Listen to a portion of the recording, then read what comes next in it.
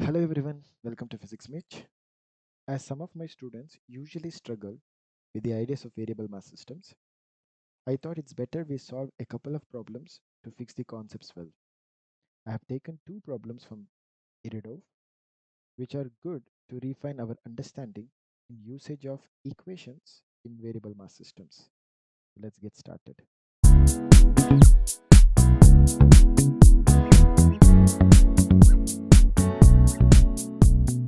So here we have variable mass system example. A chain hangs on a thread and touches the surface of the table by its lower end.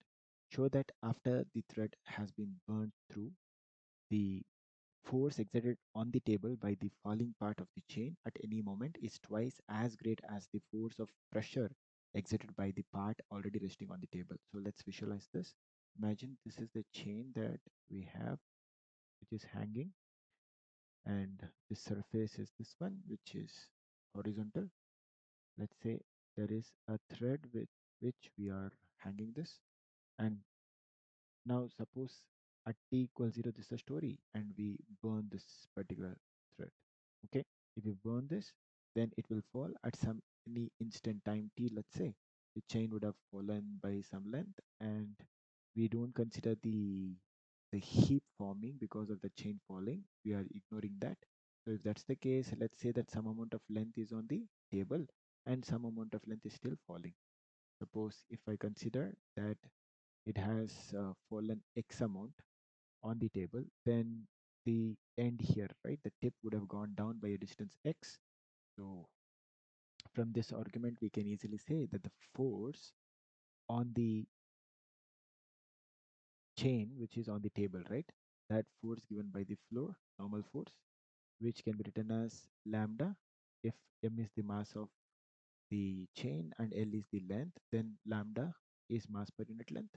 So we can write lambda times of x, G gives you the overall mass, lambda x is mass and G is the acceleration due to gravity. So this is the force acting on it. So you can just think this as our system. On our system, there is a force lambda x G downwards, which is weight, right? Then the normal force given by the floor, which is acting upwards and it is in equilibrium. So this is first equation. Then if you look at the point somewhere here, let's say at t equals 0, at t equals 0, we have a dm element which is at a distance of x, let's say. At some time t, you know that this dm element is falling here. It is hitting the platform with a velocity, and that velocity from kinematics we know it is root of 2gx. With that velocity, this delta m is falling and hitting it. Now, if you want to observe, like, how much force acting on this delta m because of the floor, you know that this delta m is initially moving with some velocity v, then delta m suddenly after hitting the floor, it is stopping, right? So velocity becomes 0 just after the collision with the floor, right? So we're not imagining that this delta m will bounce and all, right? So with that consideration, the force which is responsible for the stopping the change in momentum is the normal force given by the floor. Okay, the normal force given by the floor acting in the dt amount of time will change the momentum of this delta m. So we'll write the impulse momentum theorem equation for this. If I call downwards as positive, then n dash dt negative should be equal to impulse is equal to change in momentum. So delta m times the final momentum of the system is 0. This delta m element is 0. The initial momentum would be delta m times of v. So we can write n dash would be equal to delta m by dt times of v. So we can write lambda times of dx by dt as v, and one more v already existing, so it will be v squared. So n dash would be this value. So here I'm writing delta m as lambda times of dx. Okay. Now using this logic, we know that lambda here is m by L and v here is root of 2gx. If I substitute here, it will be 2 times of lambda gx. That's our second equation. So from equation 1 and equation 2, we can say that the floor, which is giving force on the element, which is falling part, right? That would be 2 times the force given by the floor onto the part of chain which is on the table. we can say that n dash of the floor is equal to 2 times of n of the floor. Okay, so this is the solution for the given system. Now we here used impulse momentum theorem, and some of the students, they want to see like what is happening with the system if we think with respect to variable mass systems. If we look at the same problem from variable mass systems, we can just see like the hanging part here, which is on the vertical direction, right? So if x amount of length is here, then L minus of x amount of length is hanging. So we can write F external plus V relative dm by dt is equal to m times of dv by dt. So this is the variable mass system equation. Remember, this equation we are looking from ground frame only. Okay, we are writing everything from ground frame. We are looking at this system, the falling system, which is moving down with a velocity v from ground frame. But when we write v relative, right, we, this v relative is velocity of the element dm, velocity of the element. V relative is velocity of delta m, which is exiting or entering the system. Okay, if we are observing the system, it may be entering the system or exiting the system. With what velocity it is entering or leaving the system, that's what we are interested in. Okay, so when we write this, but this entire equation will write from ground frame, and our system is m amount of mass, which is a variable mass because mass keeps changing for the system. Okay, I will write everything in a vertical direction, this equation. So m as it is, so which into dv by dt, I'm writing everything in the vertical direction and calling downwards as positive. Okay, so this m will experience gravitational pull, right? And there will be a normal force, and normal force, see, on our system, if you write FVD, you'll be writing this one as mg acting downwards, and there will be a normal force acting upwards, but this normal force will manifest as like variable mass force. Okay, so this is a thrust force that we are getting. This is a thrust force. Okay, so that's an essential difference. It is minus of so we'll just write it as force thrust. We'll write this one, and we'll compute like how it looks like and all. Okay, mdv by dt, mg as it is, thrust force, which is v relative times of dm by dt. So here I have to write v relative times dm by dt, correct? So mg, m can be written as lambda times of L minus x times of g, not g here, times of dv by dt, right? And here lambda times of L minus x times of g plus v relative. So here you can clearly see that from from ground frame, if you see, from ground frame, if you see, delta m was initially moving with the velocity v, and this delta m will stop, correct? That is from ground frame. But we are looking from systems frame. From systems frame, if you see, from systems frame, we need to know like with what velocity it is exiting or entering the system, right? So here delta m is exiting the system. It is as good as you are taking this delta m and you're throwing it upwards with a velocity v, so that from ground frame, if you see, it stops. You're getting it? So this delta m is exiting the system with a velocity v. We'll be writing this one as minus v times dm by dt. So you can see here the thrust force is negative, which is just telling us it is acting upwards. And if you want only thrust force in the story, you can write this element and write F thrust force, which is nothing but the normal force. It is minus v times of dm by dt. Then minus v times lambda times of dx by dt is v. So we can write minus lambda v squared. Minus just implies that it is acting upwards, and v is equal to root of 2gx. Even from this logic, we will get a normal force which is acting like a thrust force, right? Normal force given by the floor, which is acting like a thrust force, is given by minus lambda v squared. Minus just implies it is acting upwards. So we have n dash being equal to lambda negative.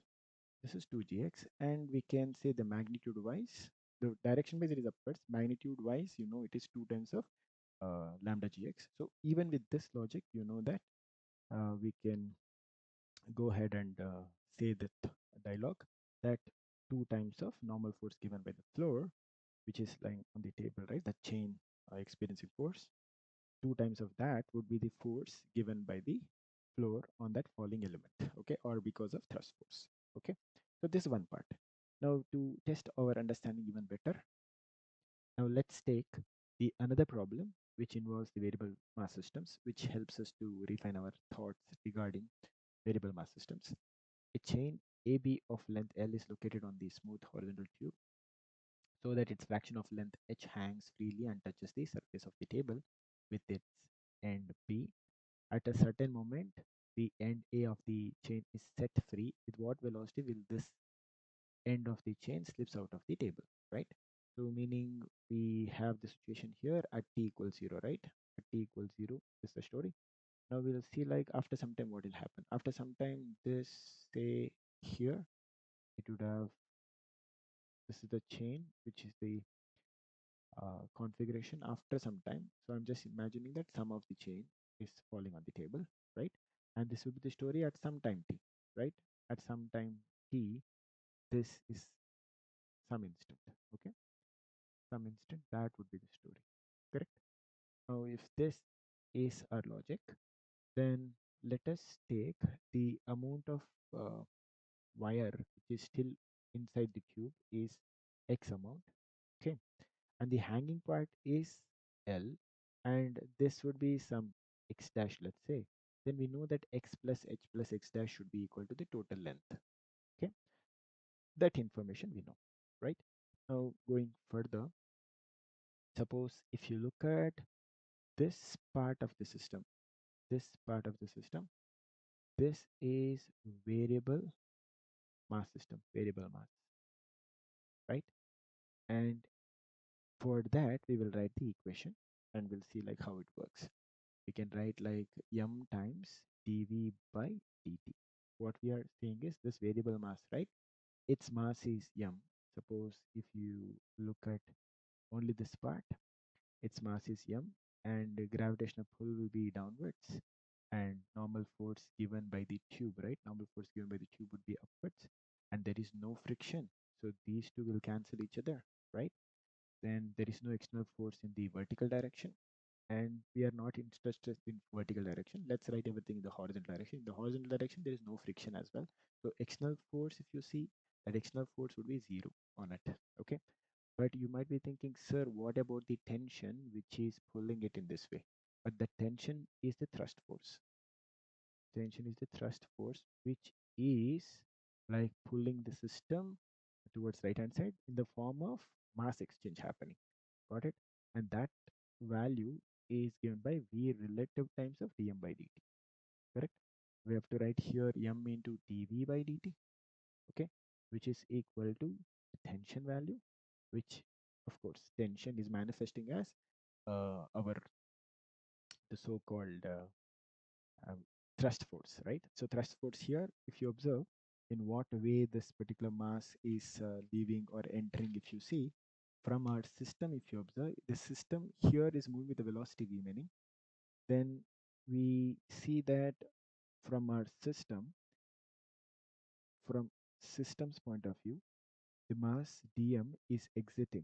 The mass dm is exiting from the system, is exiting with a velocity or speed this way, right? Because from the system point of view, if you see, dm was sitting in it and it is just leaving the system towards left hand side, okay? Because it is as if we are throwing dm mass from the system left hand side, so that from ground frame, if you see that if you throw that, it will be like observed as if it is at rest in the horizontal direction, okay? So using that logic, we can write this one as minus v times of dm by dt, and that's our first equation, okay? So we are done with the variable mass system here. So we set up the equation. Now we'll look at the other system, which is going to be this one. Let me highlight that with some other color. So this green color system, that is the another system. If this system has the mass m dash, let's say m dash will experience force, yeah, for system, say this is system dash, let's say, for that particular system will have m dash g acting downwards. And see, this is not a variable mass system. Variable mass system. Why it is not a variable mass system? If you observe, you can see that every moment from the system's point of view, see, this is going down with a velocity v. From our system's point of view, if you see that there is this delta m which is being leaving the system. According to our system approach, if you see that there is a point here where it is entering here, entering here, right? Delta m is entering here, and the same delta m is leaving here, leaving our system. So since it is entering here and leaving here, we'll see that the system is not changing its mass, right? Since it is not changing its mass, we can see that delta m, which from the system's point of view, if you see, it is entering our system, right? Delta m is entering here, but this entering of mass is happening in the upward direction with the velocity v. This is from systems frame, if you are looking. And the same delta m, if you are observing, the same delta m is, say, exiting our system. This is exiting our system, and that exiting is happening with a velocity v only. This exiting is happening with a velocity v only. Okay. Now, if you use this logic, not a variable mass system we have. Okay. So its mass, if you observe from free body diagrams, this fellow has mass, say, m dash. Its m dash g would be acting downwards. But for this variable, not variable mass system, this system dash, right? For this, that mass exchange happening with the other system, right? This variable mass system, that will be communicating to this one in the form of tension upwards. Okay. And this tension is not a thrust force, not a thrust force.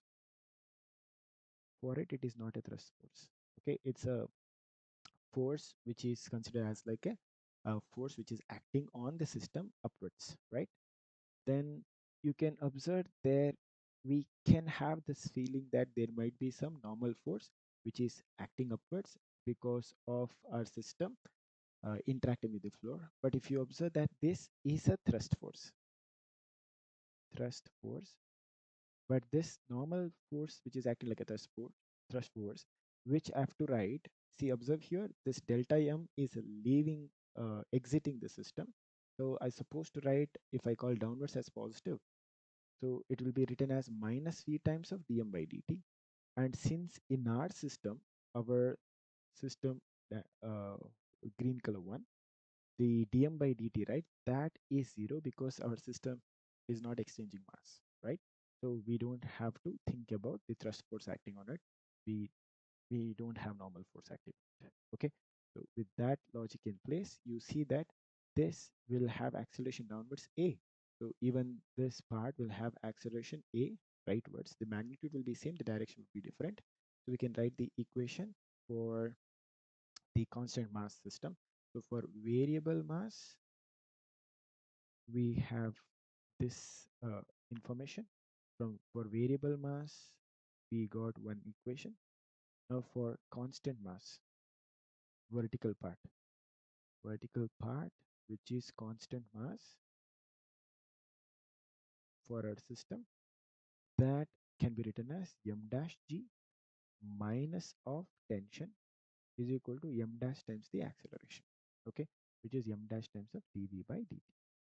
This is what we have, right? So that's our second equation. Now we have to just simplify this. So we'll write the first equation and second equation, and we'll simplify the next slide. So m times of dv by dt, m times of dv by dt, which is equal to our tension force, which is minus v times of dm by dt. Okay, that's our first equation. Second equation was m dash times of m dash is undergoing the same magnitude of acceleration, but it is in the vertical direction, which should be equal to m dash g minus of tension T. That's our second equation. Okay. Now we are going to just simplify this. Suppose if you observe that this can be written as mass m, which is in our system with a length x, right? So lambda x is the mass into acceleration. Let me name that acceleration. Uh, dv by dt we are calling, right? Let's write it as dv by dt, dv by dt only. And here we'll have the mass, which is given as lambda times of h and dv by dt. That's what we have. Let's simplify this. When we add this, we'll have lambda x times dv by dt plus lambda h times dv by dt. That should be equal to tension getting cancelled out. So m dash is equal to lambda h times of g. That's our equation we'll get. And once we have this equation, let's write dv by dt. We'll extract it. It is lambda h g divided by lambda x plus h, right? So just simplification. So gh divided by x plus h. This is what we have.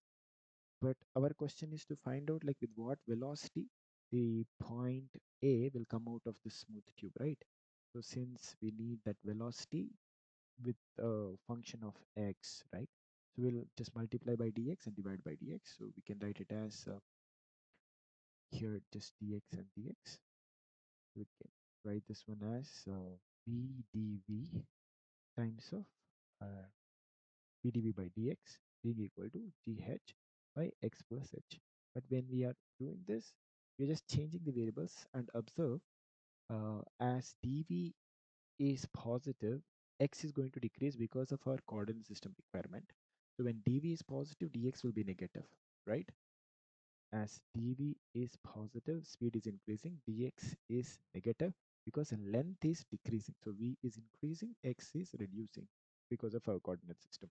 Okay, so we're just writing that. So then we can do the integration part. So v dv being equal to negative of gh times of x plus h times dx. So we can integrate on both these sides. When x equals, initially x would be some value, right? Some initially x would be L minus h, right? Because the overall length is L, minus of h would be the x value.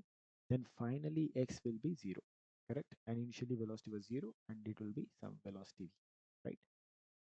So we'll have v squared by 2 here. Then here we'll absorb the minus and change the limits and gh as it is. It is ln of x plus h and limits L minus h time L minus h and 0, right? Because I'm absorbing minus. This is what we have. So v squared would be 2gh ln of, in place of x, if I substitute L minus h, right? It will be L minus of ln of, in place of x, if I substitute 0, it will be h. This is the story. So we have v is equal to root of 2gh times of ln of L by h. That's the speed with which the end A will be leaving the system. So I hope you understood this particular problem where you have both the interactions happening, where one part of it is variable mass, the other part of it is a constant mass. So I think this will help you to fine tune your concepts. Thank you everyone. Have a great day.